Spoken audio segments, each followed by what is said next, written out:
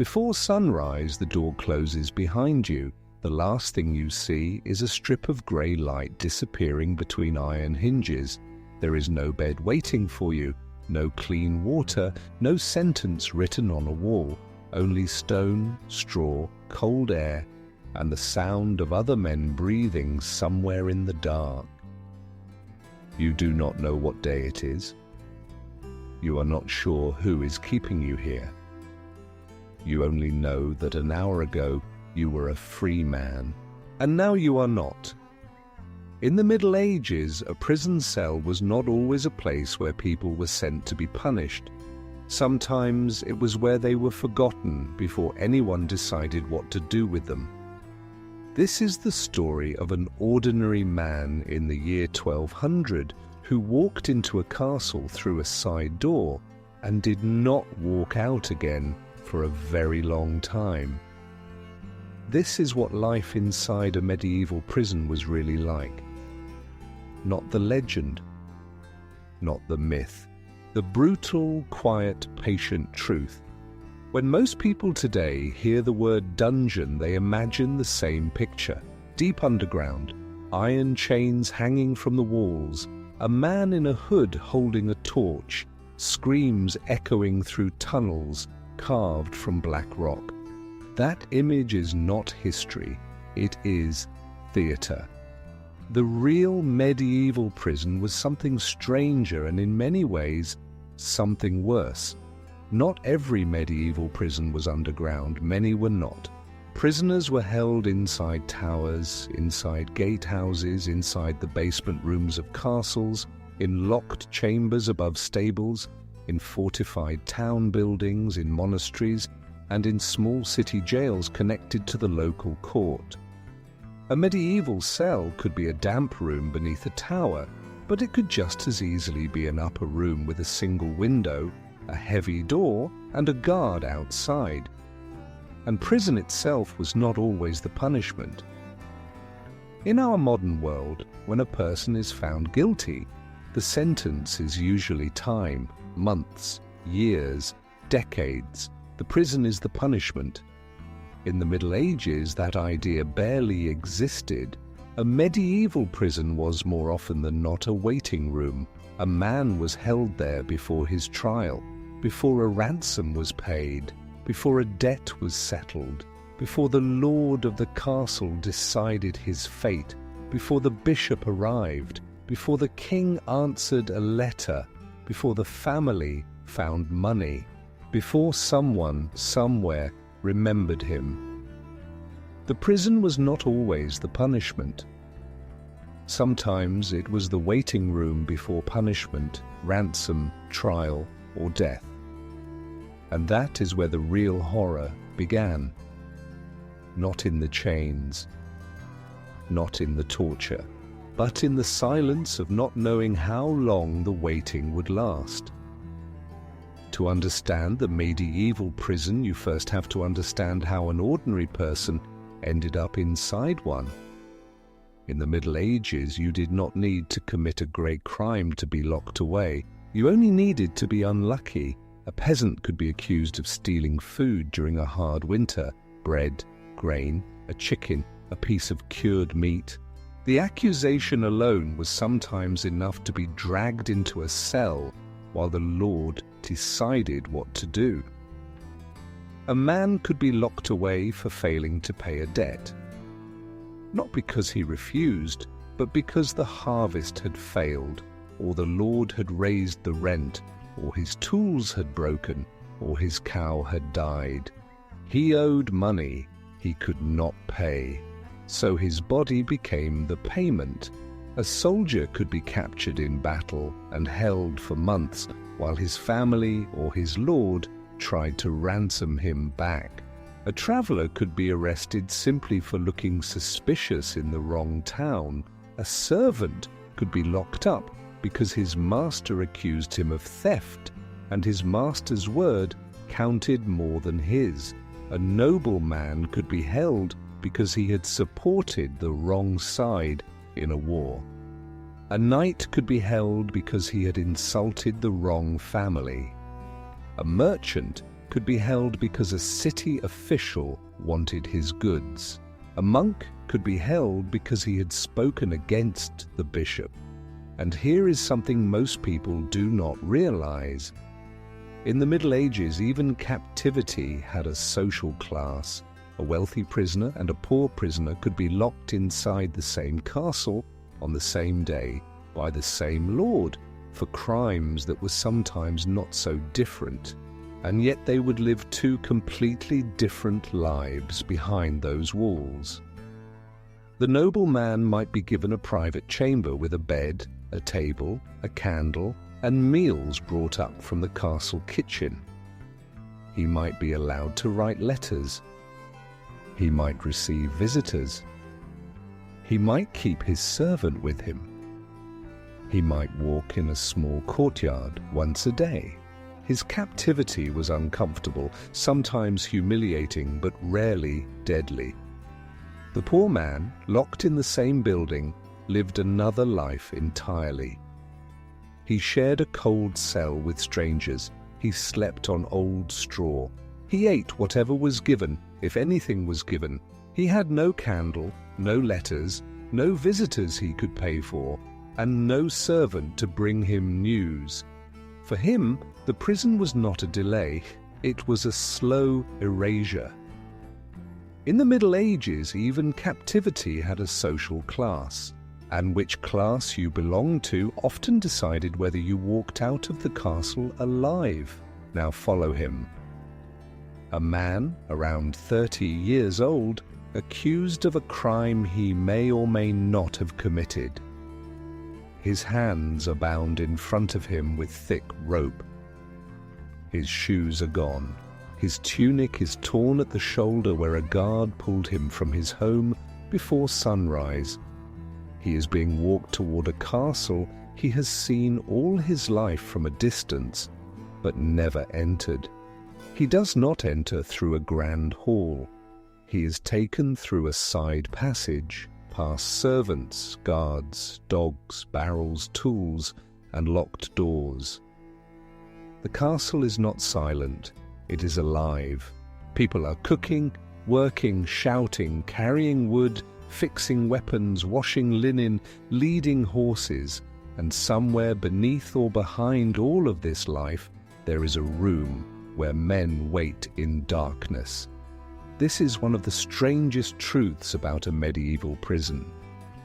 It was not a place far from civilization. It was built directly into the heart of it. Above the prisoner's head, the lord might be eating roasted meat. In the next courtyard, a wedding might be celebrated. In the chapel nearby, a priest might be praying for the souls of the household. Children might be playing on the steps of the great tower. And just a few walls away, a man sat on cold stone, not knowing the date. He is taken down a narrow staircase. The walls grow closer. The air grows heavier. The temperature drops. The smell changes. Up above, the air smelled of smoke, animals, bread, sweat, leather. Down here, it smells of stone, damp wood, old straw, and something else he cannot name, something that has soaked into the walls over the years. A guard stops in front of a heavy door. He does not speak to the prisoner. He does not look at him. He has done this many times. To him, this is not a dramatic moment. It is work. He turns a key the size of his hand, and the door opens. Inside, there are already others. He cannot see them clearly at first. His eyes have not adjusted to the dark. He sees only shapes against the walls. 2 men, maybe 3. One of them coughs. One of them does not move at all. The guard pushes him gently forward, not cruelly, almost without thinking. The door closes. The key turns. The footsteps walk away. And just like that, the man becomes part of the castle's quiet inventory. For a long moment, he does not move. He listens. He learns the sound of the room, the drip of water somewhere, the breathing of the others, the faint wind in the hallway outside, the small creaks of old wood and stone that never stop in a castle. By the second night, he will know all of these sounds by heart, and he will start to invent meanings for them. Most people imagine a medieval cell as a long, dramatic chamber, stone arches, iron racks, skeletons in the corners, burning torches on every wall. The reality was smaller, quieter, much more boring, and in many ways much harder to live with. A typical cell inside a castle was a single, small room, sometimes only large enough for a man to lie down with his arms stretched out. The walls were rough stone. The floor was packed earth, or stone covered with thin, old straw that was almost never changed. There was usually one door made of thick oak, reinforced with iron bands. Sometimes there was a small slot at the bottom or in the middle, just wide enough to push a wooden bowl through.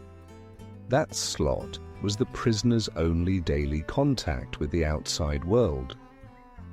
Some cells had a small window high on the wall with iron bars.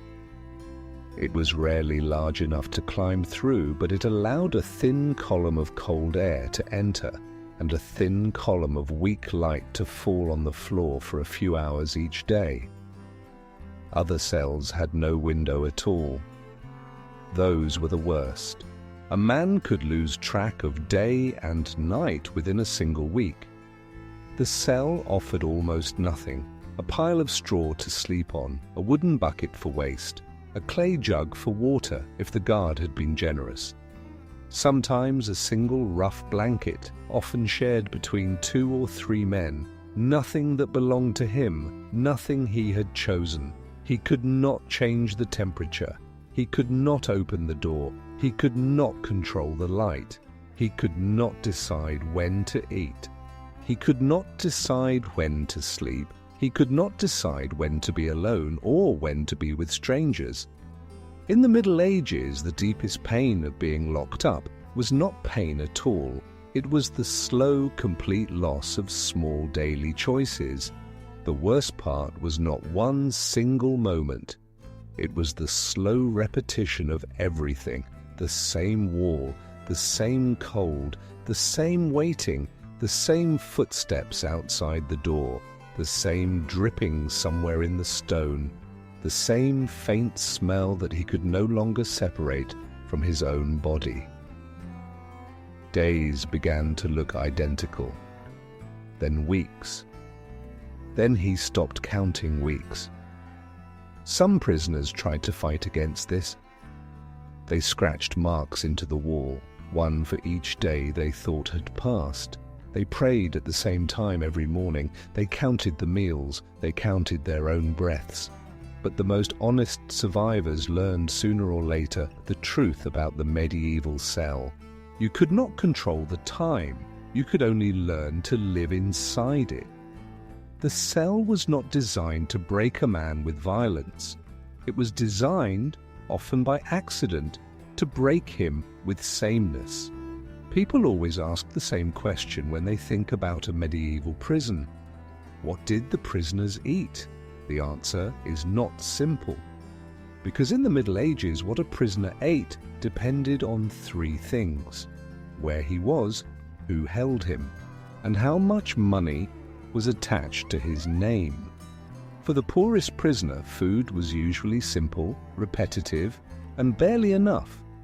He might receive a piece of dark bread once a day, sometimes twice. The bread was often hard, sometimes a few days old, made from rough grain. With it, he might get a thin porridge made from oats or barley, boiled in water, sometimes with a little salt. If the Lord was generous, or if it was a feast day, there might be a small piece of cheese or a strip of dried fish. The drink was rarely water alone. Water in medieval towns and castles was often unsafe to drink directly. Prisoners were more often given weak ale or watered-down beer because it was safer and lasted longer in storage. The wealthy prisoner ate something completely different. He could pay for his own food, brought up from the castle kitchen, or even sent in by his family.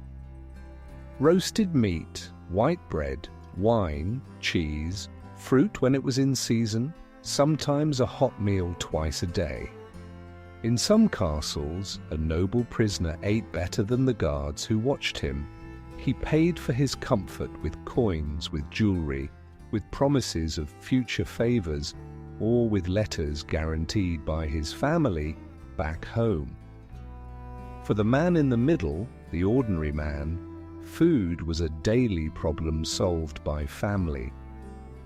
If he had relatives in the town or village, they might come to the castle gate with bread, cheese, salted pork, or beer. The guard would inspect it. He would often take a portion for himself. Whatever remained would be passed through the slot in the door. A wife, a mother, a brother, or a child walking up to the castle gate with a small basket was, for many medieval prisoners, the only thing standing between them and slow starvation. This is one of the most important and most uncomfortable truths about medieval imprisonment. Inside the cell, almost everything had a price. A prisoner could often pay for better food. He could pay for fresh straw. He could pay for lighter chains if he was chained at all. He could pay to be moved to a slightly better cell. He could pay to have a candle for a few hours in the evening. He could pay for a guard to carry a message to his family. He could pay for a priest to visit him. A poor prisoner did not only fear the guard, he feared being too poor to survive captivity. This is why so many medieval prisoners died not from violence, not from torture, not from execution, but from sickness, cold, and hunger that arrived slowly, one quiet day at a time. The cell did not need to kill quickly. Time and poverty did most of the work for it. By the second week, something inside him begins to shift. It is not pain. It is not fear in the sharp sense. It is something deeper, a slow, quiet realization that he has lost his grip on time itself. In a medieval cell, time did not pass by the clock. It passed by footsteps, keys, meals, prayers, and rumors. He still tries to track the days. He listens for the bells of the castle chapel. He listens for the changing of the guard. He listens for the morning sounds in the courtyard above. But after a few weeks, the bells start to blur together. The guards rotate at uneven hours. The courtyard sounds change with the seasons. He thinks it is March, it might be April, it might already be May. In a world without clocks, without calendars on the wall, without sunlight to anchor him, time becomes a fog he walks through alone. Every day has the same shape. He wakes when his body decides. He sits, he waits, he listens. Footsteps in the hallway become the most important sound in his life. When he hears them, his heart moves before his mind does. Are they coming for him? Are they bringing food? Are they bringing news? Are they bringing a priest? Are they bringing pain? Are they bringing release? When the footsteps walk past his door without stopping, he feels two things at the same time: relief and disappointment. Many prisoners turned to prayer, not because they suddenly became more religious, but because prayer was one of the few things they could still control. He could choose when to pray. He could choose how long. He could choose which words. In a place where every other choice had been taken from him, prayer became a small, private kingdom of will. Some prisoners spoke to saints by name, asking for protection, for patience, for a quick judgment. Others made silent promises. If I survive this, I will give my best cow to the church. If I survive this, I will never lie again. If I survive this, I will walk on foot to a holy place far away. In a medieval cell, faith was not always pure. It was often a quiet bargain with anything that might be listening. The hardest part was not the cold or the hunger or even the fear of pain. The hardest part was the imagination. Alone in the dark, the mind does not stay quiet. It builds entire worlds. He imagines his trial in detail. He imagines his death in the public square. He imagines his return home. He imagines his family forgetting him. He imagines his wife marrying another man. He imagines his children growing up without his face. He imagines all of these things again and again because there is nothing else to do. In a medieval cell, the worst torture was rarely caused by another human being. It was caused, day after day, by the prisoner's own mind. Now we have to talk about the man who held the keys.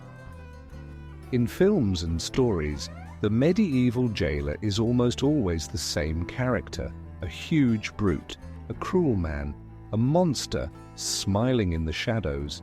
The truth was more complicated and more human.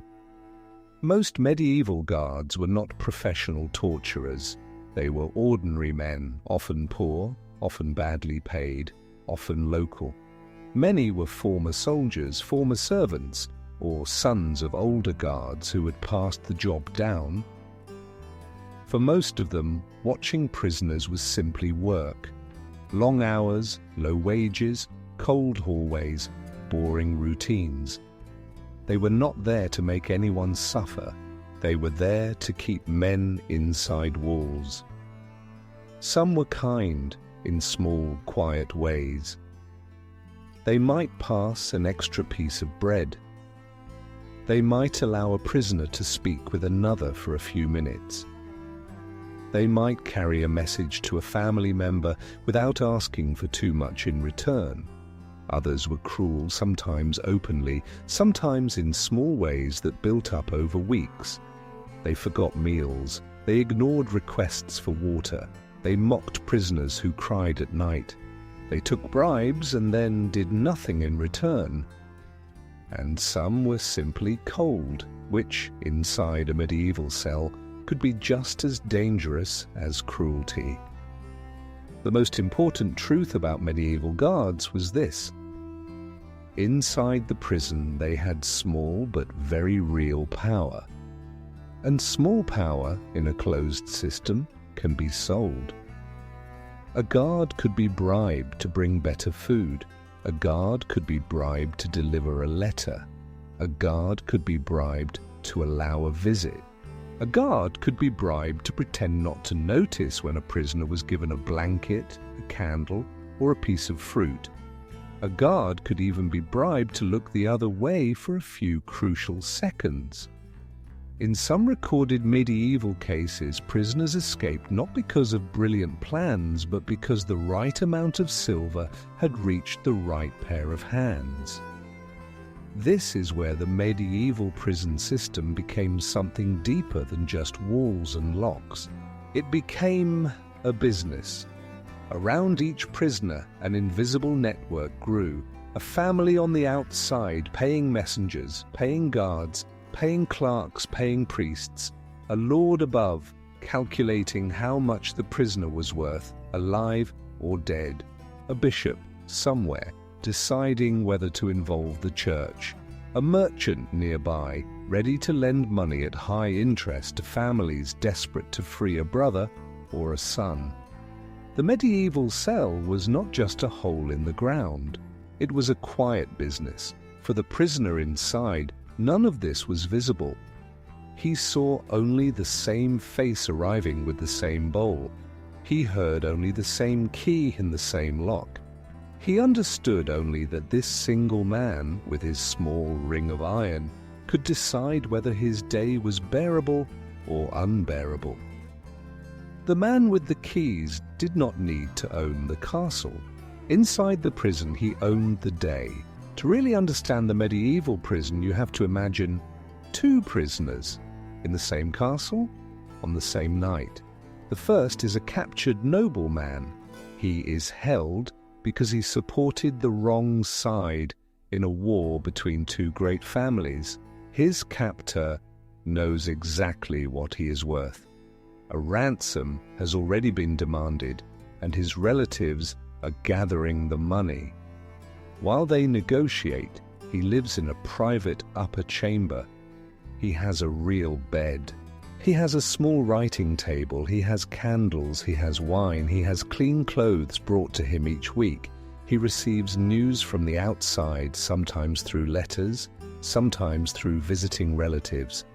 He even hears music from the Great Hall on certain evenings. He is not free. He cannot leave. He cannot ride. He cannot hunt. He cannot lead his men.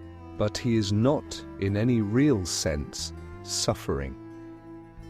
3 floors below him, in the lower part of the same castle, 3 other men share a single cell.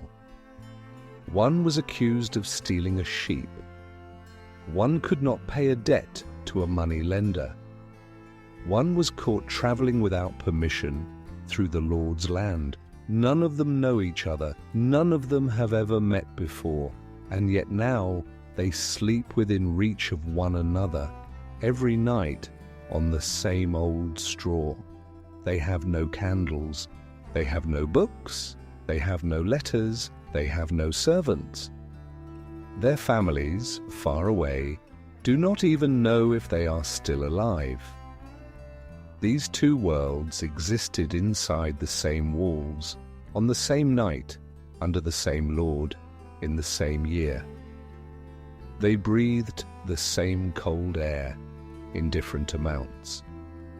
They listened to the same bells with very different feelings. In the Middle Ages, the prison did not treat all men equally. Almost nothing in the Middle Ages did. A man's name, his blood, his coins, and his connections often mattered more than the truth of what he had done. The same wall could mean discomfort for one prisoner and a slow death for another. Somewhere above him, his fate was being discussed. Maybe in a long hall with the Lord and his advisors. Maybe in a small room with a clerk and a priest. Maybe at a town meeting where his name was read out from a list. Maybe, and this was just as common, his name was not being discussed at all because no one had remembered him for weeks. In the Middle Ages, there was no single, unified system of justice. There was no central court that worked the same way in every town. Justice changed from kingdom to kingdom, from city to city, from lord to lord, from bishop to bishop.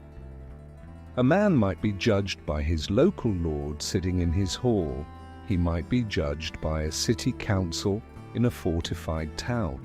He might be judged by a church court if the accusation involved religion. He might be judged by a royal officer if the case was serious enough to attract the king's attention. And in many places he might wait months or even years before any of these judgments actually took place. While he waited, news reached him only in small pieces. A guard might mention something, a new prisoner might bring a rumor from outside, a priest might whisper a few words during a brief visit. He might learn that his case had been delayed. He might learn that his accuser had died. He might learn that a powerful neighbor was pleading for his release. He might learn nothing at all for weeks at a time. He learned to live on small pieces of information, the way a starving man learns to live on small pieces of bread. And here is the truth that medieval people understood, and that we, in our modern world, sometimes forget. In the Middle Ages, innocence was not always enough. Sometimes survival depended on who believed you, who protected you, and who could pay for you. A guilty man with the right friends could walk free. An innocent man with no one to speak for him could die forgotten in a cell. The prison did not care which of the two you were. The prison only cared whether someone, somewhere, still wanted you out. Now we arrive at the brutal truth promised by this story, and it is not what most people expect. The brutality of a medieval prison was not, in most cases, the brutality of constant violence. It was something quieter, deeper, and harder to see. The brutality was the slow loss of everything that made a man feel like himself.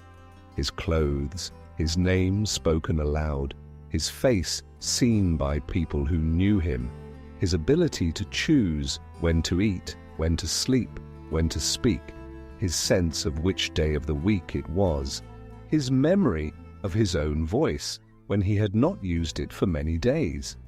The brutality was being poor in a system where even survival had a price, where bread, water, light, news, prayer, and human contact were all things that could be sold by a guard to a prisoner who could pay, and denied to a prisoner who could not. The brutal truth is that the medieval prison was not separate from medieval life. It was built into it. Above the prisoner, the castle kept working. Bread was baked. Horses were fed, lords gave orders, bells rang, wine was poured, letters were written, children were born, marriages were celebrated, wars were planned, and below in the dark someone waited to learn whether his life still belonged to him. That is the real horror of the medieval prison.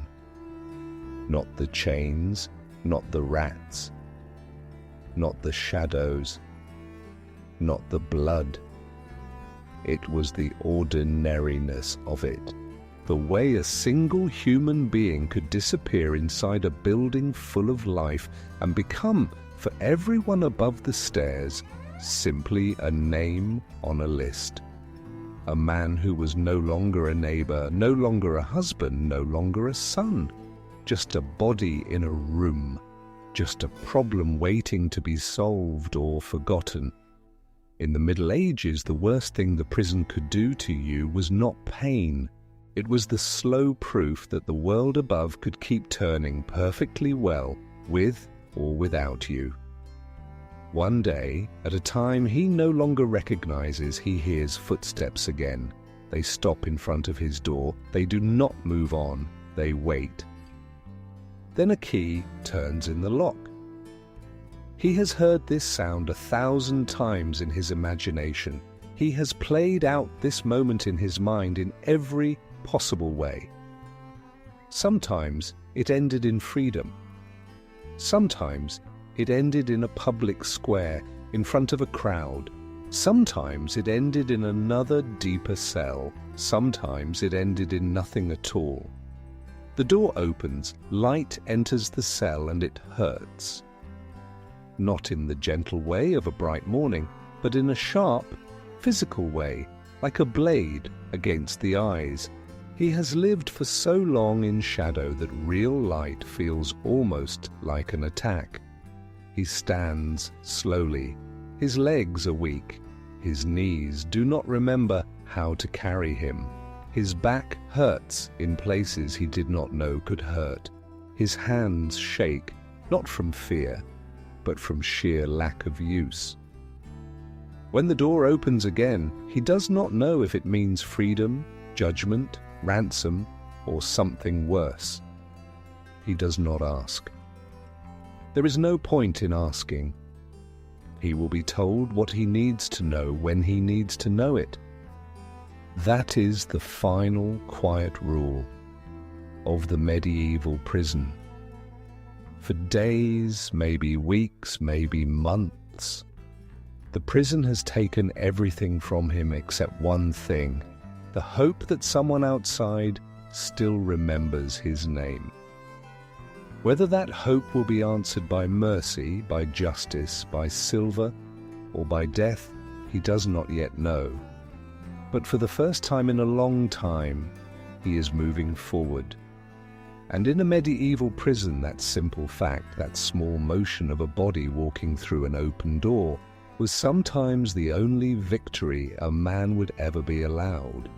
This was life inside a medieval prison, not a single dramatic scene, not a single famous torture, but a long, quiet, uneven, deeply human story, repeated thousands of times in thousands of castles across hundreds of years. A story that almost no one wrote down.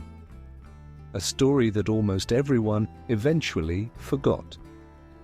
If you want to see what daily life was really like beyond the prison walls, watch our next reconstruction of life inside a medieval castle. The world above the prisoner was just as strange, just as brutal, and just as fascinating as the world below. Until then, remember this: the Middle Ages were not only built by kings, knights, and cathedrals, they were also built in silence by the men no one ever saw again.